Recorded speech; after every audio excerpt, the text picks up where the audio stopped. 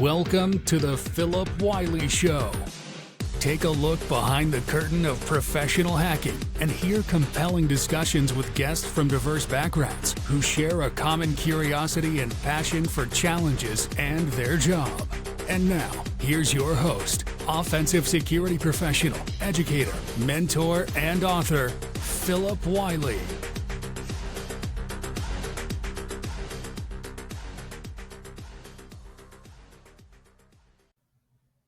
Hello and welcome to another episode of the Phillip Wylie Show. Today I'm excited to be joined by Gerald Auger from Simply Cyber. So really love connecting with my friends that are in content creation and podcasting. And also another thing with Gerry, he's big into the community and helping others. And those are kind of the types of people I really love having on the show. So welcome to the show, Gerry. Yeah, thanks for having me. And right there with you. Love community, love cyber, and love being creative. So it's a perfect blend. Yeah, I love your mission and what you've been doing for people all these years. So how long have you been doing Simply Cyber? Simply Cyber launched in December of 2019. So we just celebrated our 5th year, and now we're rocking into our 6th, which is kind of crazy to think about. But the mission's always been to help. The very first video, the whole reason I started the channel was because people were asking me, how do I do X? And you get kind of the same question multiple times, which means it's a pretty popular question. A lot of people want the answer, but it takes like 15, 20 minutes to answer whatever the question is. So I made videos to answer the questions, and I would just say, go, I got a video for that. And then if you want to talk to me afterwards, come back. But 99% of people got the answer they wanted from that video. And that was the origin of Simply Cyber. And we just kept adding videos now. I think we got like probably 2,000 videos on the channel at this point. Wow. Yeah. That's pretty awesome. And you've done a really good job growing your community. I'm seeing the Simply Cyber community meetups at all the different conferences and stuff. So it's really cool to see what you're doing there. Thank you. Yeah, it's blows my mind. I never envisioned it would become what it's become. And, the Team SC and people who are bought into the core values of what Simply Cyber is, which I'm very, very transparent about sharing what those core values are. It's just a lot of good people out there. So, I can't go to all the things, but there's people who form these relationships and these bonds inside of the Simply Cyber community. So when they have a chance to connect with each other, they do. And we always have fun. And, it's great. We actually have like a flag that we bring to events and stuff. And we'll have like a meetup of the whole community that's there. And usually I'm the one who's there, but we'll do like a team photo with the flag. But now there's probably like 3 or 4 or 5 flags like distributed out across different parts of the United States. And, people who go to certain conferences, you'll see like Team SC, team photos showing up all over the place. It's pretty awesome. No, very cool. So kind of before we kind of get into things a little further, I always ask my guests to share their hacker origin story. So if you wouldn't mind sharing kind of how you got started out up until what you're doing today. So I guess classically trained computer science undergrad, computer science masters. And I thought this will show you how stupid I was, or maybe still am. When I graduated computer science undergrad, I went to UMass Amherst, and like the way the curriculum is developed at UMass for computer science is it all kind of revolves around software development. So like when you learn operating systems, it's like, here's how operating systems work and everything. And part of your labs is like write software to like show threading and, how threading works and stuff. Then, you take a class on databases and you have to make like your final project is build like a model view controller, basic web application. But like, there's always like some integration of programming. So for some reason, when I graduated with my computer science degree, like I was like, oh, like I'm supposed to be a software engineer. That's what computer science people do. They're software engineers.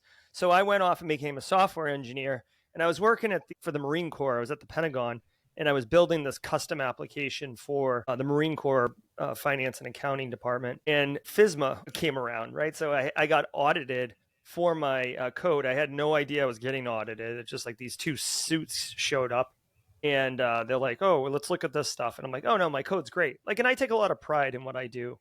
So I thought, I'm meeting all the requirements, right? Like when you do software, it's like, what do you need me to build? Here are your requirements. Okay, it does it. Good to go.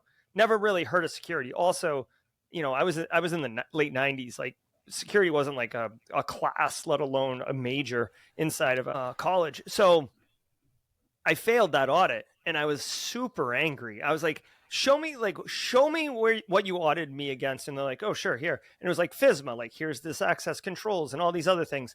And I was like, you are kidding me. Like, this is really interesting. And I had been into like, oh my God, 2600 when I was a kid, and like doing BBSs and Jolly Roger cookbook and stuff. So like, I was kind of like aware of that, like fringe kind of, I guess anti-establishment type concepts and blue boxing and freaking and stuff like that. But I never really did it. It was just kind of interesting. So when I saw this audit and what I failed against, I was blown away. And I mean, this is going to fall right into GRC, which is what I spent most of my career doing. So it kind of, I fell into it first, and I was just so enamored. So what I will tell everybody is one of the first things I did was I worked for a large consulting firm, professional services, and I opened up the GAL, like the Outlook address book, and I sorted by department, right? So I could somehow put in cyber. I think it was cyber or security services or something. And I was able to filter on that, and then filter on manager or above, and like maybe United States. I had like a list, like I had like a hit list of like 40 people, and I like the phone numbers are there. I literally started calling them, and I was like, hi, like I'm a junior nobody who wants to know more about cybersecurity. Again, I don't think it was called cyber, it was like InfoSec or something. But like the third guy, his name was Ray Lester, I believe. He's like, oh yeah, I'll take your call. And like we spent like 45 minutes to an hour on the phone. He was telling me about like vulnerability scanners and hacking tools. And I was like, oh my God, like my mind was blown. And like it was at that moment I was like I need to work in cybersecurity, because like even to this day, Phil, like I have like an insatiable appetite for cybersecurity. It's constantly changing. It's always fascinating. I do GRC work, so I'm not even offensive, and I still will like dabble with OSINT and do like things with Kali and set up honeypots and stuff, because it's fun. It's like really interesting and fun. And I mean, that's like day one of me kind of launching into cybersecurity, and it was GRC, and I never really asked like, oh, maybe is GRC cool? Like I was just like, give me more, give me all of it. So, and it really does work for me, because GRC and control frameworks and NIST publications are so voluminous and massive that, it's like, okay, kid, like go read all this and get back to me. And, that I just could chew on that for a long time. Yeah, that's very interesting to be, from that technical of a background to move into something like GRC, because some of the people I've dealt with, and I'm sure this is not everyone, but a lot of the people I've dealt with that were auditors and stuff were just really not from technical backgrounds. Because I was at a company once where I was doing an Active Directory pen test, and the IT audit team was doing like a Windows security audit. So we're kind of working together, and it was a good eye-opening experience, because one of the things I saw was the value of what they do in audit in GRC, that even if someone eventually wants to be a pen tester, if you learn those skills and you move into being a pen tester, you're going to be able to provide more value than if you were just a pen tester, understanding their mindset, how things work, and how you're able to, present information to them to help them out better. So it was an eye-opening experience, but really interesting to see the background you came from to work in GRC. Yeah, it does kind of give me a leg up, because, if I'm auditing someone or if I'm doing risk, like if I'm sitting with an engineer, like they can't, fake me. Like I know, like I can't do your job, but like I could sit there and be able to, sufficiently be able to do the engineer or the sysadmin role or whatever. So, it's like having a real conversation and being able to understand, which also, by the way, I think enables me to have that empathy and ability to understand what they're doing on the technical side. If you're auditing kind of IT systems, to understand that like, yeah, like you can't apply like every configuration because it'll break the box, right? Or I don't know if you ever used Gold Disk back in the day, Phil. Do you ever hear Gold Disk? No, I haven't. That's one I haven't heard. Okay, so quick, put a pin in this one really quick. And for everybody, here's a little fun story. So in the United States government, they had like a tool from a company called Retina called Gold Disk, and like everybody used it. Maybe Retina made it and like whatever, the government owned it or whatever. But anyways, the thing is you could put it on like any computer and, push a button and it would basically do like an audit scan of that machine. So you could deploy somewhere and just, pop it and quickly get a technical assessment of the box. But there was a button that said, apply all configuration changes. Because it was basically auditing for all these configurations, and it would come back all these things. And you would like, it was almost like a joke to like allow the new guy. It's something that like I feel like people in the Navy would do to each other, sailors. If you push that button, like 100% of the time, it would brick the box because it would apply every single configuration to the point where the box was completely unusable. And you wouldn't even really be able to like revert changes. So I don't know why they ever had that button in there, but it was always funny because you'd always get someone junior who'd run it. And what you're supposed to do is just export the results and like shut it down and go, do your analysis and stuff. But they'd always think like, oh, like, I'm gonna help these people out. Like if I apply all the changes and rerun the audit, they'll have 100% clear score. That's what they want, and you would just brick machines. It was I don't know why, but anyone listening to this who knows about gold discs knows exactly what I'm talking about, and probably feeling a little wisps of nostalgia right now. Yeah, that's interesting you mentioned that because some of my first experiences in security is as a sysadmin. I used to go back and use like the different little scanning tools that would check the different configurations on the box, and you could go back and secure it. And I'd go through and secure things and it wouldn't work anymore. So I had to go back and loosen up security. So I can just imagine you're doing that all in one fell swoop, that you're applying all that. Like, one ring to rule them all. Just like, no, that wasn't good. But again, getting back to the main point, like if you go and take a CIS configuration baseline for like a Windows 11 box, and you try to bring it to the IT people and say like, listen, this is what we need to do. This is like a secure configuration. They're going to be like, we can't do this. But if you have the empathy and the technical understanding to be like, listen, you really don't need these 30% of configuration changes because they don't actually deliver any risk reduction. They're not value add. But like these over here, this 10%, they absolutely have to be in place because there's no reason to be running, I don't know, like like a vulnerable SMB or like, there's no reason. You don't have a business reason for it. So by doing that, you're showing that you're willing to collaborate with them and build political capital, which you can then spend in order to get the things you need to get in order to, well, we're getting more into like risk management now than audit, which is kind of the evolution out of audit. But yeah, it definitely helps having a technical background. Yeah, I can imagine because I know people without that would have to go back and do a lot of research on things. And that's where the collaboration between the pen test team and the audit group worked out because, I have a sysadmin background, and being a pen tester, I was able to explain some of these things that they didn't understand. But like I said, it was a good collaboration experience. So as far as like getting jobs in GRC, what's your recommended training for someone that wants to learn the trade and be able to acquire a job in GRC? So I'm glad you asked me this question. And I'm going to preface this with a disclaimer. Like one of the things I'm going to tell you about is a course that I have that I sell. And I'm not telling you to pitch it or to market it to you or anything like that. So person listening to this, just know that I get that because I am kind of a recognized GRC person.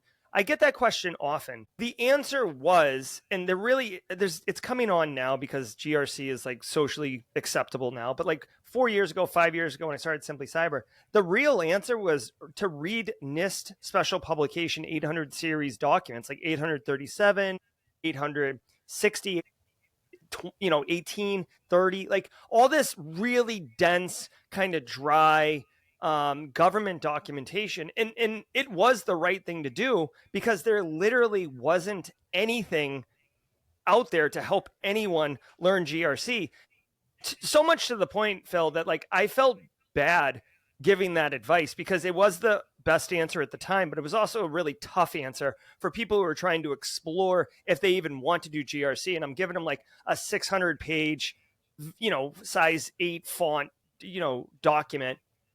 I made a class called the GRC Analyst Masterclass, and it's basically, to me, what the answer should be for people who want to learn. So like I made it, and there's like 5 areas of focus that a GRC analyst would be expected to be able to perform work in and do things like audit, like risk and policy development and educating end users and stuff. And I basically made a practical course where it's like, here's what work is, here's a lab doing the work, and then here's a resume bullet that you now have if if you're doing the work and doing it correctly. There's some other things that have come out, but at the end of the day, if you want to like break it down and not say from a particular course or particular provider or something like that, if you want to work in GRC, the entry level space is really audit.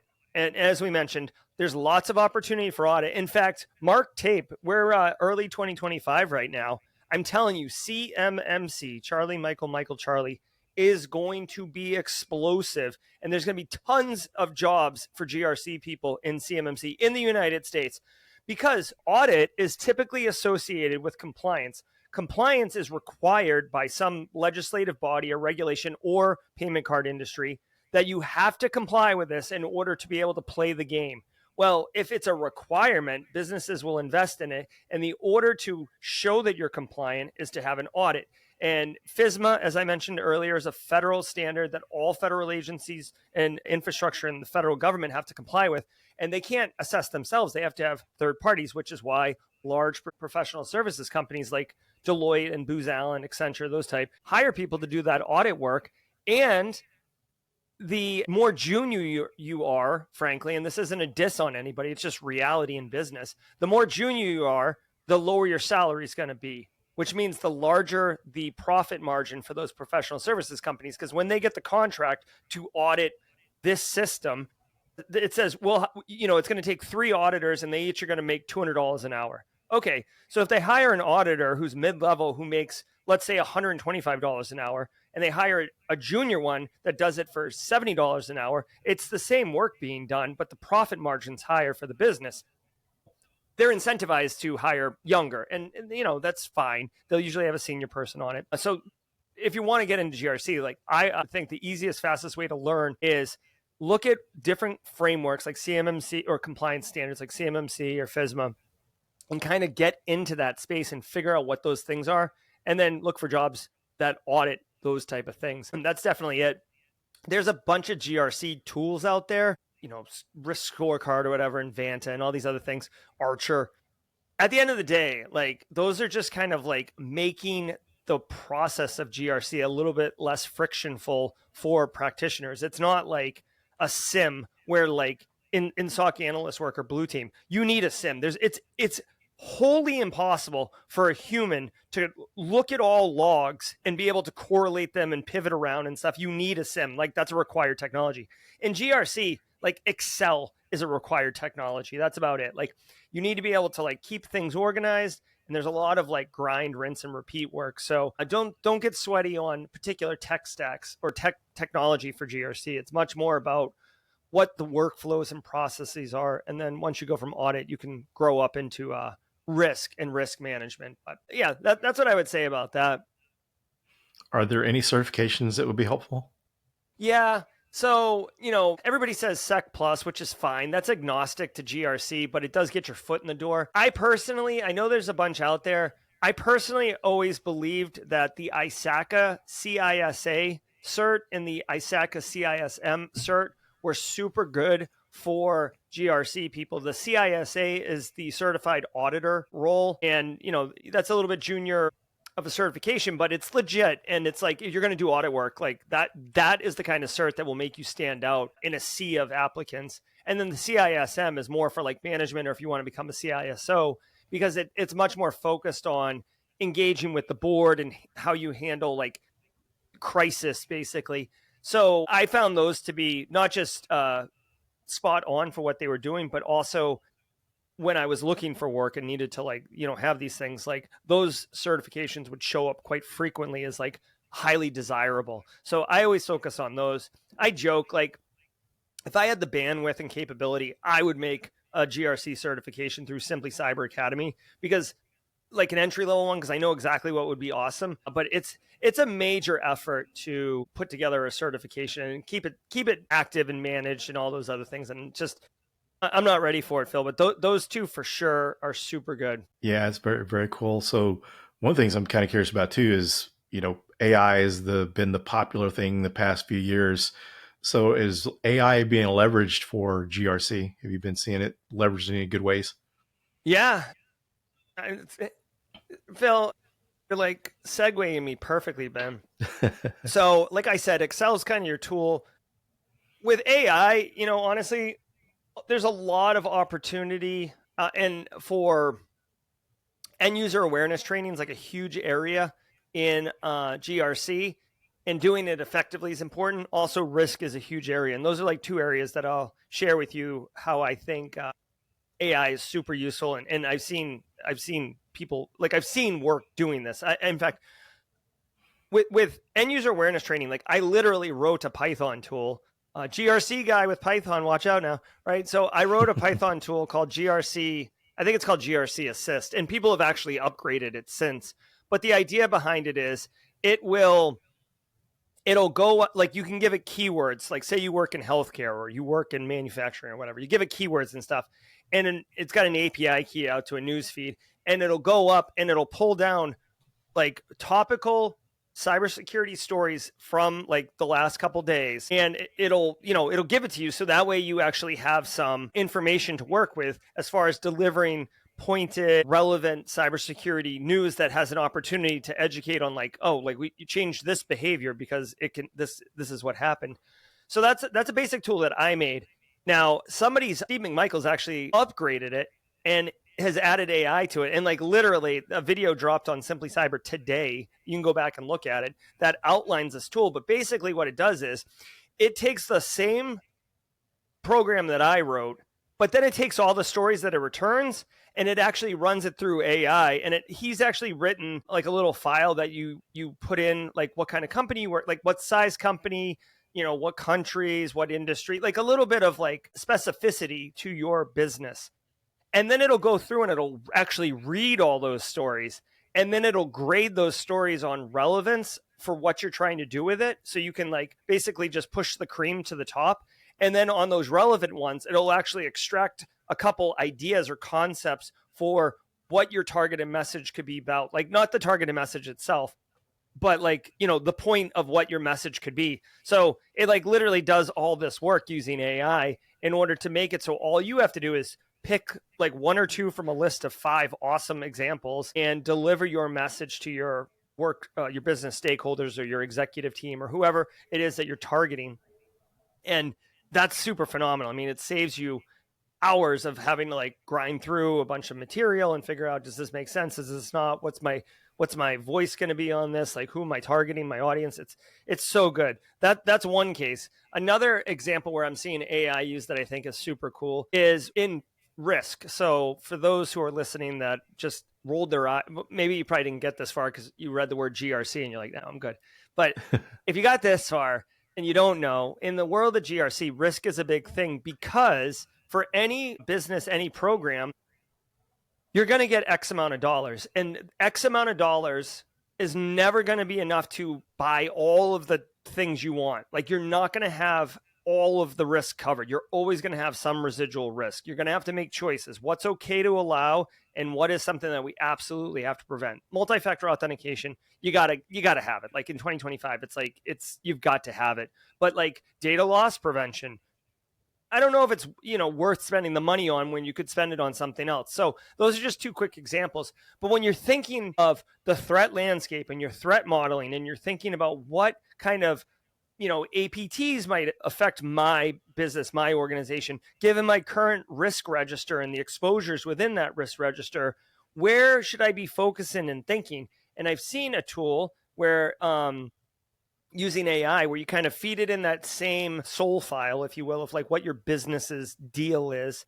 And then you have it hook in. I forget what AI it looped into, but it had concepts of current state of like, MITRE attack framework, for lack of a better term, like active threats out there. And it pulled it all in. And then it actually kind of made a really nice mind map and executive summary around, hey, listen, these areas are probably high value and high risk reduction. So like for every dollar you spend, you're getting a lot of ROI on it, because these threat actors and this kind of threat vector is pretty likely to happen to you. And the impact would be high, which is that classic risk value likelihood times impact.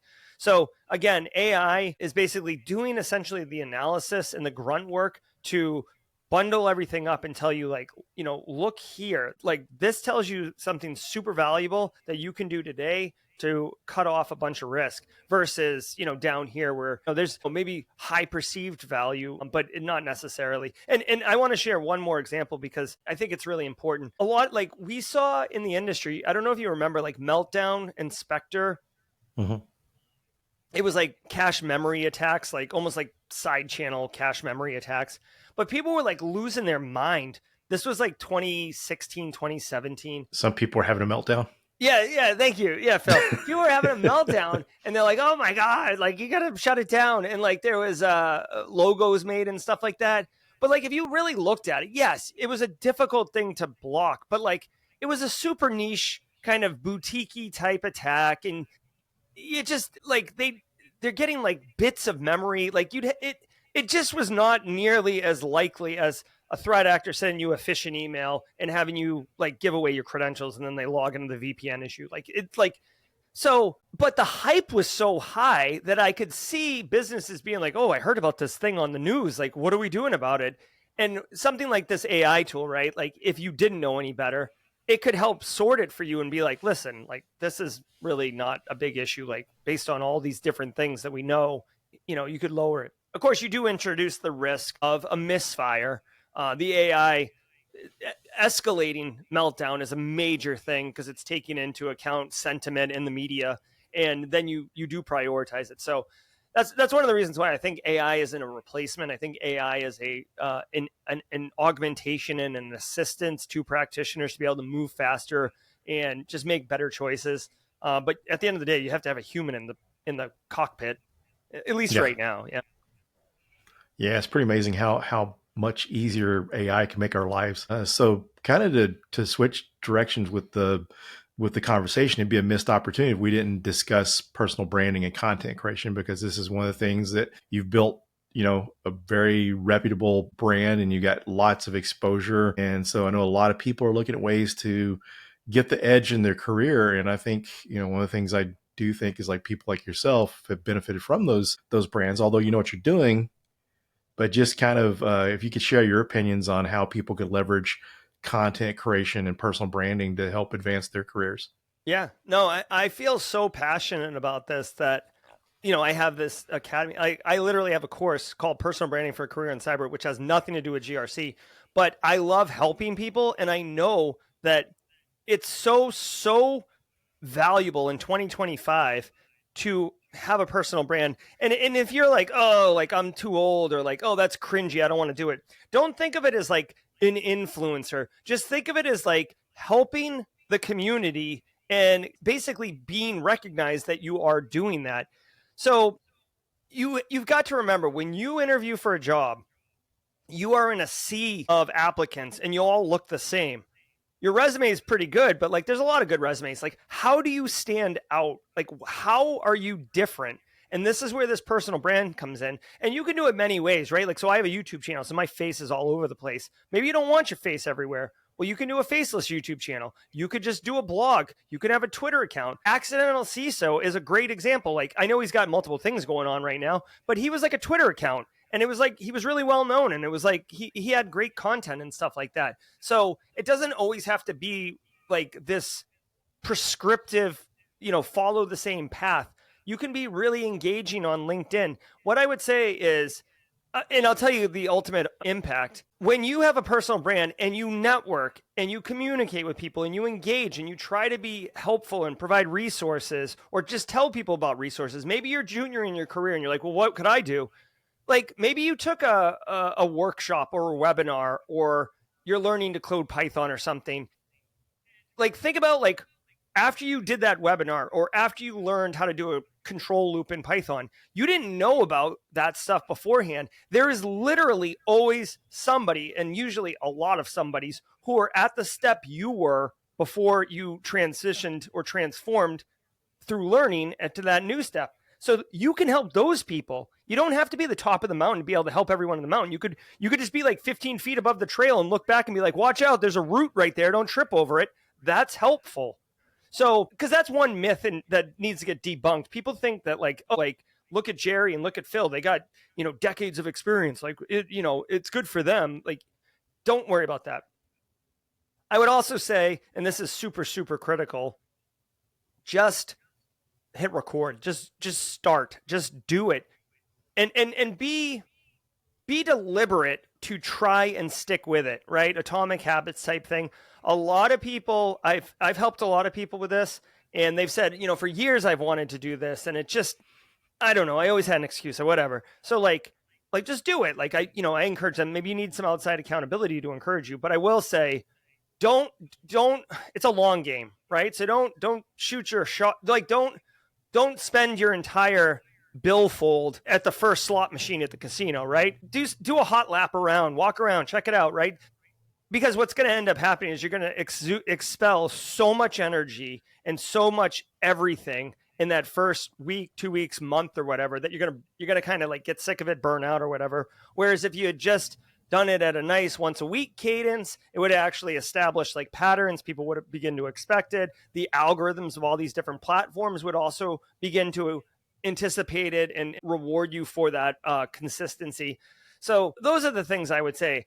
I will also tell you at this point in my career, like two things. One, so we didn't cover this, but I have a PhD in cyber operations. And I have, at the time I had 16 years of experience professionally, and I've done all these different cool things. And I would still have to apply for a job and go through the interview process, right? I started a YouTube channel. I started a community. I help people, everything. When I wanted to quit my job, I literally like had multiple CEOs reaching out to me saying like, hey, like would love to have you come here. Like, what will it take? So like I flipped the script. Like I wasn't even outbound trying to get a job anymore. Like that. I remember the reason why I quit my job was because I was interviewing. This is the craziest thing. I was interviewing for basically a CISO job at a manufacturing company. And we did the interview, and the guy was just like hyping the roll up and telling me about how they're investing. A PE firm had just bought them and they're investing so heavily in everything. And at the end of the call, he's like, so what do you think? I'm like, do you want to ask me a question, or do you want to see my resume? Like I was super confused. Like, what are we doing here? And he said, Gerry, like you must have misunderstood what's happening here. Like, I know exactly what you do. I know exactly what you know. I've seen you. Like, I want you to run my program. Like, what will it take for you to decide before we hang up this call that you'll come work with me? Like, how much money do you want to work 4 days a week? Like, what is it that you want that will make you say yes? And I was like, oh my God, like this is what's happening. So that's the power of personal branding and of building something, is you get phone calls like that. Now, again, I can't promise you're going to get the phone call. Okay. Like I can never promise anyone a job, but so many people, so many friends have shared stories of, oh, I got laid off, or, oh, like, something happened or whatever. But it's cool because someone saw that I was on LinkedIn and said that I was no longer employed, and they DM'd me and they're like, oh, hey, we got a job. Do you want it? Like, it just happens all the time. Yeah, I've had a lot of similar situations because previous time I got laid off, I got reached out to from a co-founder and CEO of a company, and they created a role for me. So yeah, I definitely understand. Yeah, exactly. Yeah.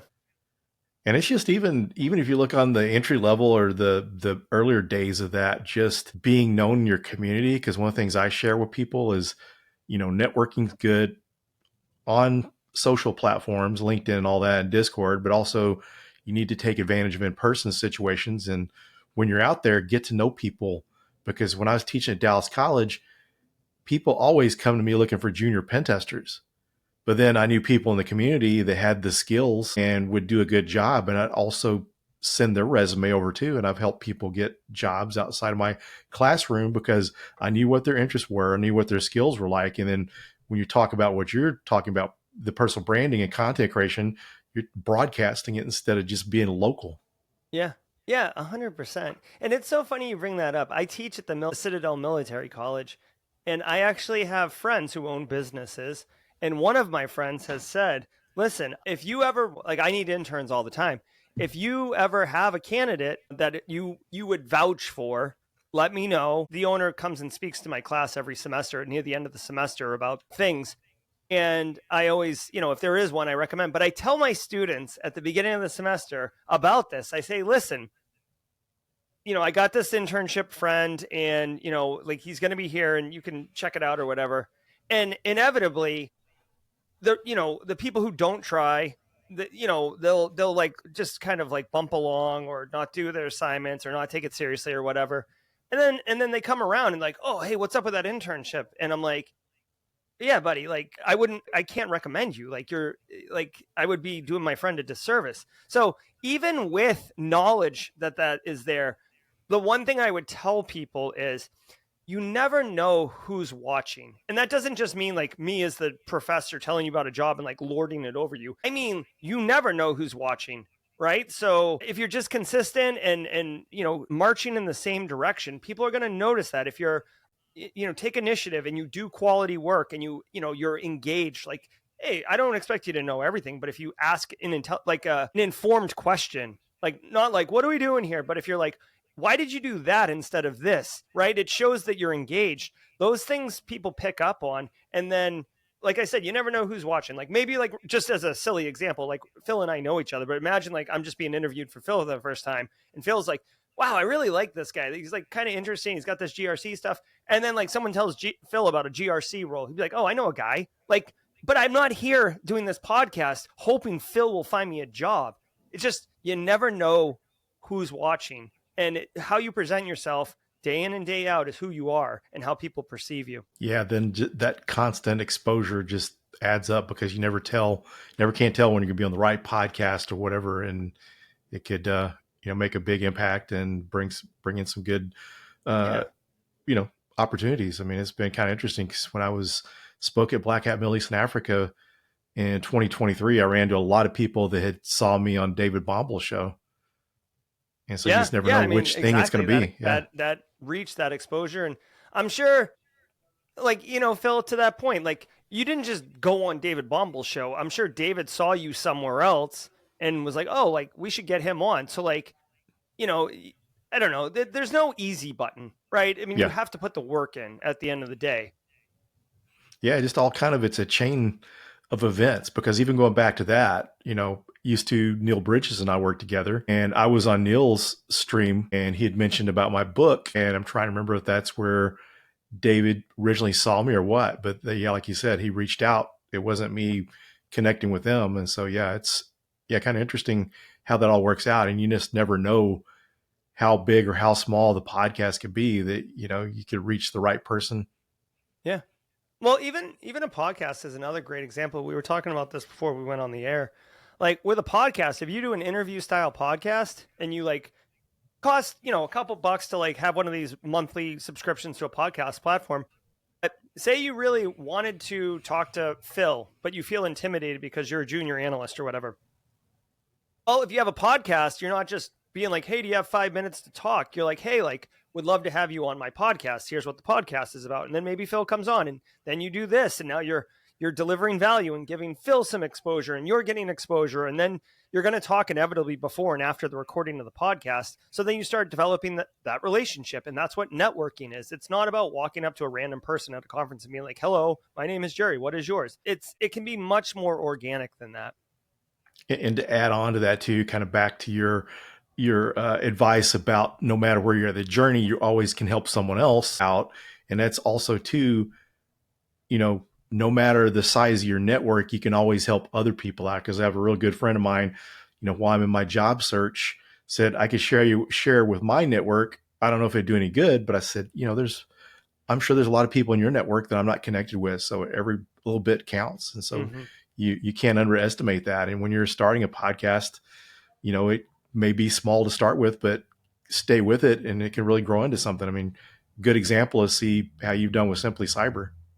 Right, exactly. I certainly didn't know it was going to turn to this. I was just trying to help people, and that's still the mission. But yeah, it's grown, and it's opened doors and unlocked opportunities, not just for myself but for others. I mean, it's cool. Just I guess the thing is, don't compare yourself to others and make your successes, reasonable, right? Like, oh, like Gerry's got 200,000 subs and I only have 100. No, it's like, how about you started with 0, now there's 100 people whose lives you've positively impacted. Like, how about that? How about 1,000? Like, that's awesome. Measure those. It's awesome. I remember with Simply Cyber, I started kind of getting into like, the sub number and stuff. And like every 100 subs, I would make like a little celebration video and post it on social media and let people know. And now the cadence is a little bit further apart, but it's still nice to celebrate every win, not just ones that you think are perceived huge milestones.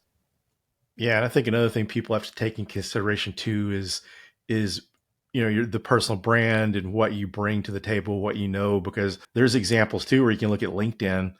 Just because someone has over 100,000 followers, someone like yourself, where you're like around 70,000 LinkedIn followers, when you need a job, you're going to find one pretty easy. Where someone may have over 100,000 followers doesn't mean it's effective. So I think people kind of underestimate, because I've seen some really powerful brands that you look on social media platforms. One of the examples I like to share is, I don't know if you know Ira Winkler.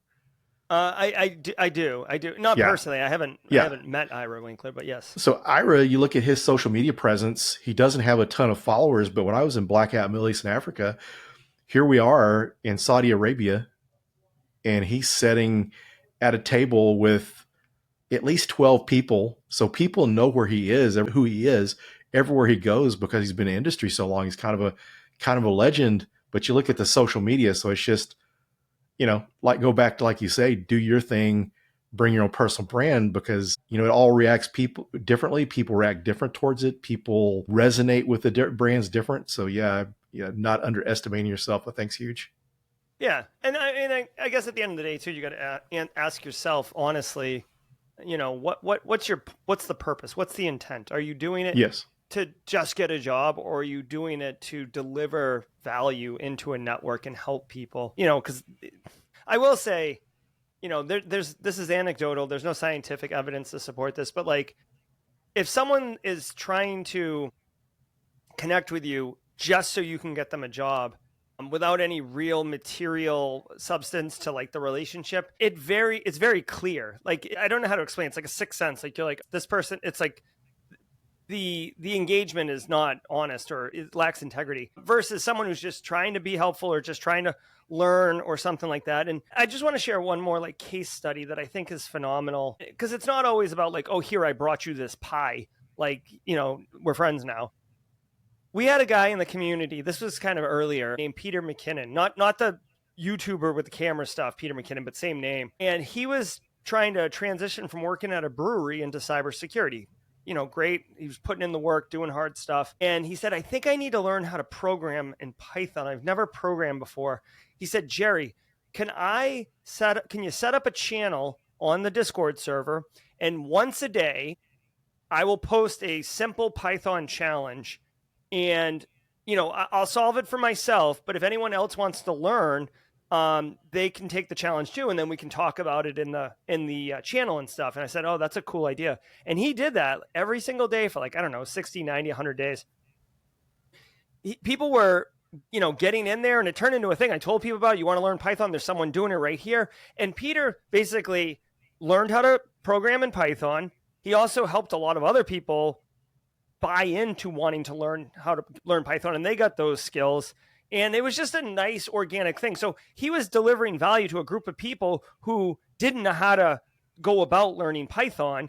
He needed to learn himself, but instead of just doing it at his desk by himself, he made it an interactive, community experience, and people opt into it. You didn't have to pay. You didn't have to answer a Python question in order to get into the Discord server. To me, that's just one of those ones where like super entry level, super base skill. And he realized that other people probably had the same challenge he did, and he enabled them to be able to learn alongside himself. And he built there was like a sub faction of people who were like rolling around with this coding thing. Hey, Phil, how's it going? Like, how's the kids? Like, I know one of them was sick, like whatever. And then like, okay, Python challenge. Like, so, it goes beyond just that little challenge. So that's just another example of how it can be done. Yeah, very cool. So we're getting down towards the end of the episode. Is there anything you'd like to share that we didn't cover? We covered quite a bit. I mean, I got to tell you, if you're listening and you like what I have to say, or you're interested in community, if you go to simplycyber.up/socials, that's kind of like a landing page that has the links to all the stuff, including the Discord server. But I mean, there's thousands and thousands of people who are active in the community every single morning. I guess this is probably the one thing. Every single morning at 8 a.m. Eastern time, I go live for 1 hour, and I do a 1 hour live podcast where I break down 8 cybersecurity stories of the day. And I don't just tell you the story, but like I apply my 20 years of industry experience and my thoughts on ripping apart the story to find value that you can use at work in order to drive cyber risk reduction. Sometimes it's like a piece of legislation. Sometimes it's about, supply chain attack or whatever. Whatever it is, it's there, but there's like 500 people active live in chat every morning. And we've been, today was episode 812. So, I mean, we've been doing it steadily for a few years now. It won a SANS Podcast of the Year award this year for Podcast of the Year. So, I'm really proud of it. And I'm just so happy because when people come in and share updates and stuff, I passed Sec Plus or whatever. But when someone says they got their first job in cybersecurity, we have a special sound effect we play and a special animated GIF we play, and everybody celebrates the win. And it's just really a really special experience. And it's much better than just listening to the news. And I know that's a biased statement, but come check it out. And I think you'll agree. Very cool. And for everyone listening, we'll be sharing that information he just shared, the links and stuff in the show notes, as well as the link to his GRC course. So thank you. Thanks for joining. It was great chatting with you, great catching up, and good to learn a little bit more about your background and hear all the great advice that you shared. Yeah, I appreciate it, Phil, and thanks. I love this show, and I really enjoyed spending time with you today. I really appreciate you asking. Yeah, it's an honor to have you on. Cool. Thanks, everyone, and we'll see you on the next episode.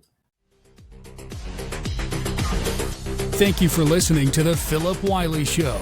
Make sure you subscribe so you don't miss any future episodes. In the meantime, to learn more about Phillip, go to thehackermaker.com and connect with him on LinkedIn and Twitter @Phillip Wylie. Until next time.